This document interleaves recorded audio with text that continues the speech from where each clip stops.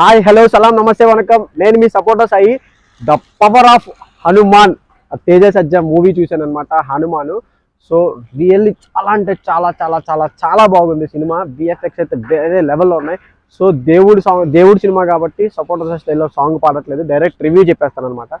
So power of Hanuman అనమాట. జై Hanuman first అయితే. సో ఎలా అంటే హనుమంతుడు గట్టిగా కొడితే ఎలా ఉంటుందో ఆ పవర్తో.